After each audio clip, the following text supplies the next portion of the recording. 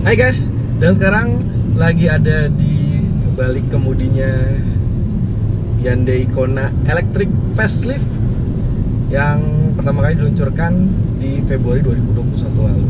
Bisa gue bilang menggunakan mobil listrik itu enak, nyaman, menyenangkan, dan nggak kalah dengan mobil konvensional, bahkan lebih mengasihkan. Saya ada di dalam Hyundai Ioniq 5. Kita pengen ceritain nanti lebih detail gimana rasanya membawa sebuah mobil listrik di dalam perkotaan. Karena sebetulnya mobil listrik ini punya benefit yang banyak selain irit, yakni bebas aturan ganjil genap di daerah Jakarta, ibu kota. Jadi kita bisa ya jalan kemana-mana lah tanpa khawatir sesuai plat nomor.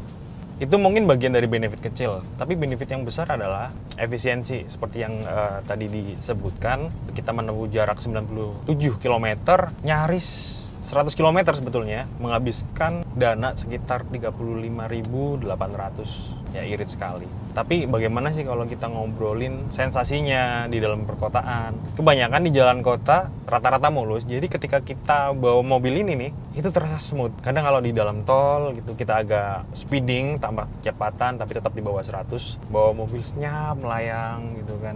Karena konfigurasi suspensinya dia itu mungkin sama aja dengan mobil biasa gitu. Di depan pakai MacPherson strut, kemudian di belakang pakai multi-link suspension, tapi handlingnya nyaman, presisi. Ini mobil itu mudah untuk menemukan penyatuan antara gaya berkendara dengan karakter mobil. Itu gampang sekali gitu. Kunci kestabilannya menurut saya ada di wheelbase. Wheelbase-nya 3000 mm atau 3 meter. Itu paling panjang di kelasnya. Bahkan mungkin dibandingkan mobil-mobil MPV 7 penumpang lebih panjang Ioniq 5. Alhasil dia punya geometri tubuh yang baik, mungkin gravitasinya juga jadi lebih bagus. Ketika kita melesat kencang di jalan yang lengang gitu, itu stabil, smooth sekali. Terus bagaimana performanya nih? Di jalan perkotaan kayak gini, torsinya dapat. Mungkin kalau orang yang suka sports car, torsi yang 350 Nm ini instan. Ya itulah karakter mobil listrik. Begitu kita kick down pedalnya, langsung seketika. Wah, luar biasa sekali sih. Walaupun misal di Ioniq 5 ini ada mode Eco, normal, dan sport. Walaupun kita ada di mode Eco, torsinya langsung instan. Tidak kalah dengan sports car. Bener deh. Nih, misal kita sedikit aja. Itu kita tadi di di mode Eco. Sentuhan sedikit di pedal, langsung terasa kayak apa ya, ngejambak lah istilahnya kita bilangnya. Ini kita pakai, coba kita nyalain lane keeping assist.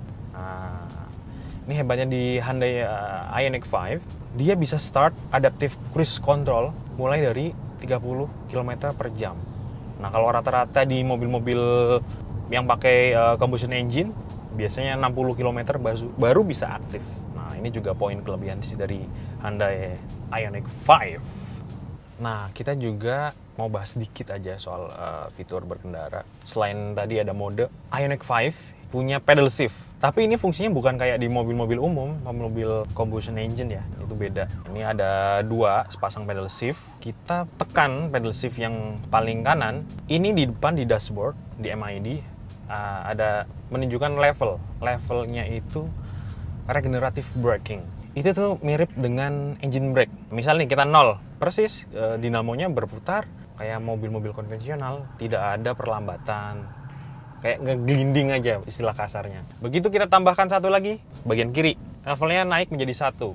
Begitu kita gas dan kita lepas sedikit gitu, ada sedikit terasa pengereman. Tambah lagi ke level 2, ini digas, kemudian sedikit ada pengereman lagi, tambah kuat pengeremannya lagi. Feeling berkendara kita jadi ngerti gitu akhirnya lama-lama.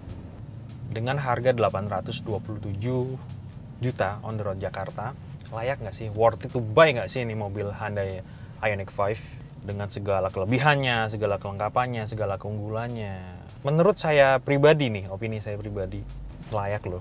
Ini kalau saya punya budget segitu mungkin saya akan beli juga sih Ioniq 5. Terus infrastrukturnya ya itu mungkin infrastruktur aja yang mungkin harus dievaluasi lagi lah. Dalam artian ya mudah-mudahan pemerintah beneran niat memperbanyak jumlah SPKLU, bisa di pusat perbelanjaan lebih banyak lagi. Jadi kita sambil belanja bisa sambil ngecharge.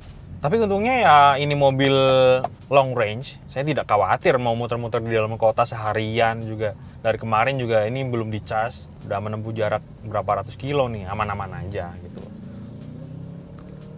Jadi worth it to buy, layak dibeli. Semoga ada rezeki ya.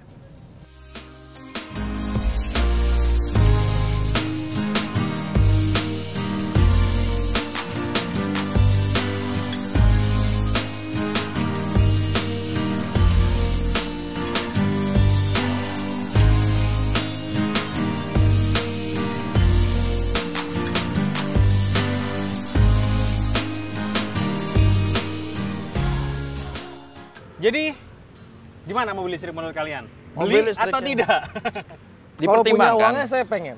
Mempertimbangkan. Kalau punya uangnya saya pengen. Betul. Saya juga walaupun ini test drive, mobil test drive, saya posesif sekali dengan mobil ini. Jujur, waduh enak banget.